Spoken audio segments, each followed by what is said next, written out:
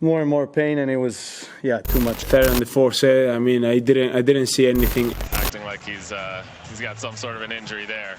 Tennis analysts from around the world have torched Australian Open fans for booing Serbian champion Novak Djokovic. Djokovic, who has a record 25 Grand Slam titles, including 10 Australian Opens, stunned the world when he retired injured after the first set during his semi-final against Alexander Zverev. But pockets of the crowd were not happy with the abrupt to the match. While most fans were left in stunned silence, there were sections of the crowd that booed the Serbian superstar.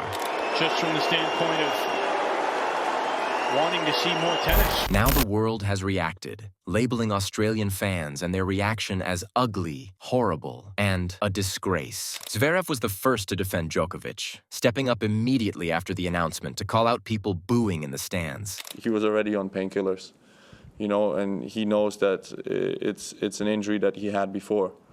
So, okay, he's going to call a doctor to tell him what exactly. To take more pills. I mean, at some point there's a limit also on how much you can take. So I think we should stop blaming Novak. Novak has done absolutely everything he could on the tennis court in the last 20 years. I said it on court, he's won this tournament with an abdominal tear where most players can't even continue playing.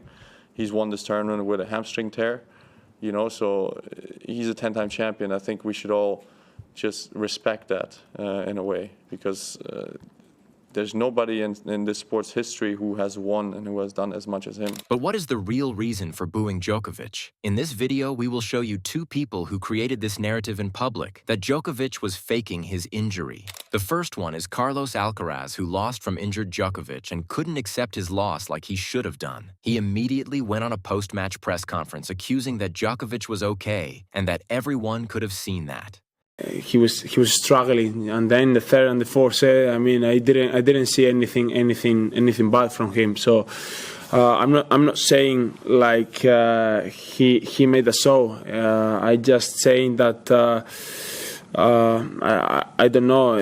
I think it's obvious, and everybody saw it, that he struggled in the second set, and then in the third set and the fourth set he saw like he was really good. But that wasn't all from Alcaraz. During their match, he started imitating Djokovic. As he walked to his seat and the change of sides, Alcaraz held his upper right leg and appeared to pretend to limp. What was more interesting were the comments made by the American commentary duo and ex-players James Blake and John McEnroe. This is what they said.